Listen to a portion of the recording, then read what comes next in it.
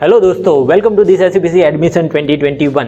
हम पिछले कई वीडियो से ब्रांच स्पेसिफिक फ्यूचर स्कोप्स के बारे में डिस्कस कर रहे हैं। हमने सिविल इंजीनियरिंग के बारे में बात की, मैकेनिकल इंजीनियरिंग के बारे में भी बात की। अगर आपने वो वीडियोस नहीं देखे तो यहाँ पे आई कार्ड पे क्लिक करके वो वीडियोस आप देख सकते हैं। आज के वीडियो में हम बात करने वाले हैं इलेक्ट्रिकल इंजीनियरिंग के बारे में। इलेक्ट्रिकल इंजीनियरिंग क्या है, उसका फ्यूचर स्कोप क्या है, क्या आपको इलेक्ट्रिकल इंजीनियरिंग करना चाहिए और करने के क्या बेनिफिट्स है, ये सारी चीज़ें हम आज डिस्कस करने वाले हैं। तो आइए शुरू करते हैं आज का वीडियो।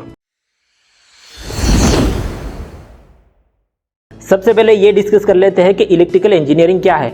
ज़्यादातर बच्चों के दिमाग में यही रहता है, इलेक्ट्रिकल इंजीनियरिंग करके आपको इक्विपमेंट्स रिपेयर करने हैं, इलेक्ट्रिशियन का काम करना पड़ेगा। तो ऐसा बिल्कुल नहीं है। इलेक्ट्रिकल इंजीनियरिंग एक बहुत बड़ी ब्रांच है, उसके अंदर बहुत सारे सेक्शंस आते हैं। जैसे कि अगर मैं बात करूं कि आपके घर में जो इलेक्ट्रिसिटी आ रही है तो वो कैसे आ रही है। आपके घर से बहुत ज़्यादा दूर पावर प्लांट लगा हुआ है, वहाँ से इलेक्ट्रिसिटी जनरेट होकर ट्रांसमिशन लाइन्स के थ्रू, ट्रांसमिशन लाइन्स मतलब कि ये जो वायर्स आप देखते हो उसके थ्रू आपके घर पे वो बिजली पहुँचती है।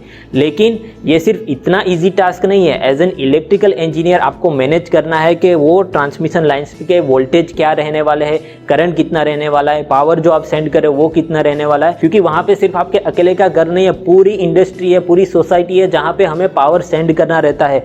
तो हर घर पे सेम वोल्टेज पे पावर आना नेसेसरी है। तो यहाँ पे बहुत बड़ा स्कोप ओपन हो जाता है कि पावर वोल्टेज को मैनेज करना, करंट को मैनेज करना। तो यहाँ पे इलेक्ट्रिकल इंजीनियर्स गवर्नमेंट बॉडीज में अगर बात करें तो जेडकोस में जनरेशन का जो पूरा काम है वो संभालते हैं।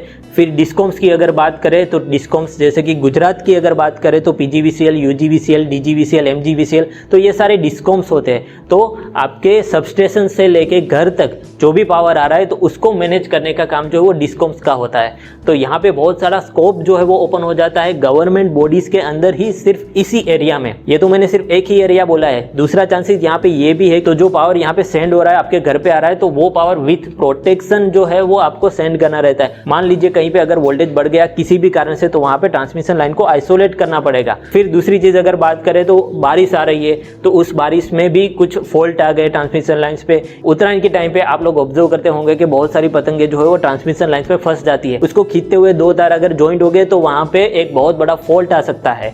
तो इस तरह के फॉल्ट जब आ रहे हैं तो सिस्टम को डिस्कनेक्ट करके उसको रिपेयर करना, उसको मैनेज करना, ये भी एक बहुत ही इंपॉर्टेंट एरिया रहता है। तो स्विच गियर हो गया, प्रोटेक्शन हो गया, यहाँ पे भी इलेक्ट्रिकल इंजीनियर्स की बहुत ज़रूरत होती है। और ये सारे एरियाज तो कन्वेंशनल एरियाज है। अगर मैं अभी बात करूँ कि जो नए एरियाज इलेक्ट्रिकल इंजीनियरिंग में आ रहे हैं वो है renewable energy sources. Renewable energy sources देखा जाए तो वो पहले से थे, लेकिन अभी उसकी डिमांड बढ़ी है। डिमांड क्यों बढ़ी है? क्योंकि इलेक्ट्रिसिटी का जनरेशन 60% इंडिया में सिर्फ थर्मल पावर प्लांट से होता है। अब थर्मल पावर प्लांट की वजह से क्या हो रहा है कि बहुत सारा पोल्यूशन क्रिएट हो रहा है। हमारा जो टेम्परेचर इंक्रीज है वो सिर्फ 0.2 डिग्री हुआ, और उसकी वजह से ही आप लोगों ने ऑब्जर्व किया होगा कि बहुत सारे फ्लड्स आ रहे हैं, बहुत सारे नेचुरल कैलामिटीज हो रही है। तो ये सारी चीज़ें सिर्फ और सिर्फ ये टेम्परेचर राइज से हो रही है, क्लाइमेट चेंज की वजह से हो रही है। तो इसकी वजह से गवर्नमेंट भी अब पूरा फोकस कर रही है कि रिन्यूएबल एनर्जी सोर्सेज का यूज करके मैक्सिमम से मैक्सिमम पावर जनरेशन हो।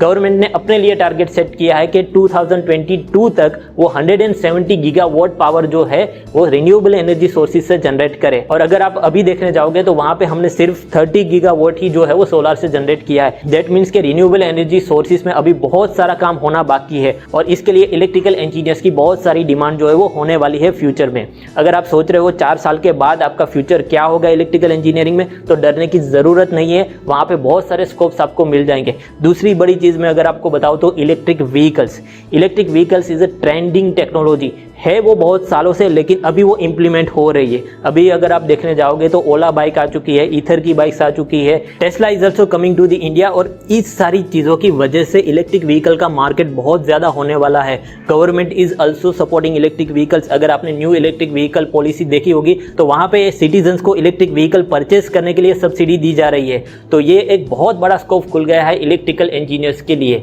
और उसके सामने अगर आप देखने जाओ इलेक्ट्रिकल इंजीनियर्स के बारे में तो वहाँ पे अभी बहुत कम कॉम्पिटिशन है। और इस डिमांड के सामने अगर आप सप्लाई देखने जाओगे इलेक्ट्रिकल इंजीनियर्स का तो वहाँ पे बहुत कम सप्लाई अभी अवेलेबल है। बहुत सारे बच्चे जो है वो कंप्यूटर आईटी की तरफ ज़्यादा जा रहे हैं, इलेक्ट्रिकल इंजीनियर्स की तरफ कम जा रहे हैं। तो 4 साल बाद जब आप पास आउट होकर निकलोगे तो आपके सामने बहुत सारे ऑप्शंस अवेलेबल होंगे, कंपटीशन कम होगा। यहाँ पे अगर मैं आपको एक सिंपल एग्जांपल दूं तो मान लो कि अहमदाबाद में मैराथन होने वाली है जहाँ पे 1 लाख लोग पार्टिसिपेट करने वाले हैं, और उसी टाइम महसाना में मैराथन होने वाली है जहाँ पे सिर्फ 50,000 5000 लोग जो है वो पार्टिसिपेट करने वाले हो, तो आप कौन से मैराथन में पार्टिसिपेट करोगे? डेफिनेटली आप मेहसाना में जाओगे। क्यों? क्योंकि वहां पे कॉम्पिटिशन्स कम है। भले ही आपको अपने स्किल सेट पे भरोसा है, लेकिन फिर भी वहां पे कंपटीशन कम है, इसीलिए आप उसी को चूज करोगे। तो यही एक मेरा पॉइंट बन जाता है कि अभी आपको स्मार्ट डिसीजन लेना है। आपको इस तरह से ब्रांच चूज करनी है जहां पे कंपटीशन कम हो और स्कोप ज्यादा हो। जब आप पास आउट हो, आपके पास इतने ऑप्शंस अवेलेबल होने चाहिए कि आप उसको इजीली ग्रैब कर सके, ना कि इस कंपटीशन की आड़ में अपनी जो चांसेस है उसको गवाए। ये सारे फ्यूचर टेक्नोलॉजीज को अगर बाजू में रखे और गवर्नमेंट के ऊपर फोकस करे, तो वहां पे भी आपके पास बहुत सारे ऑप्शंस अवेलेबल है। वीडियो के स्टार्टिंग में मैंने आपको बोला था कि डिस्कॉम्स है, ट्रांसकॉम्स है, जहां पे आपको बहुत सारी अपॉर्चुनिटीज मिल सकती है। उसके अलावा अगर आप पिछले साल की ही रिक्रूटमेंट देखेंगे तो वहां पे GPSC class 2 additional engineer, class 3 additional engineer की भी रिक्रूटमेंट आई थी। इसरो, जीएससीसीएल, ये सारी कंपनीज में पिछले साल ही रिक्रूटमेंट आई थी सिर्फ इलेक्ट्रिकल इंजीनियर्स के लिए। तो अगर आप देखने जाओगे तो गवर्नमेंट में मेजोरिटी इलेक्ट्रिकल इंजीनियर्स जो है वो रिक्रूट होते हैं। तो अगर आप ड्रीम कर रहे हो अपनी फ्यूचर लाइफ कुछ इस तरह से, तो definitely electrical engineering is best choice for you. तो ये थी सारी चीजें इलेक्ट्रिकल इंजीनियरिंग के बारे में। आई होप दोस्तों कि इस वीडियो से आपको बहुत ही यूजफुल इंफॉर्मेशन मिली होगी और अपने लिए एक बेटर डिसीजन लेने के लिए एक हेल्प मिली होगी। इसी तरह के से इंटरेस्टिंग वीडियोस हम इस चैनल पे लाते रहते हैं, और आपको कुछ भी डाउट्स हो तो डेफिनेटली आप विजिट कर सकते हैं हमारी वेबसाइट www.safroni.ac.in, या तो आप फ्रीली कॉल कर सकते हैं इस नंबर के ऊपर। मैं मिलता हूँ आपको अगले वीडियो में। Thank you very much.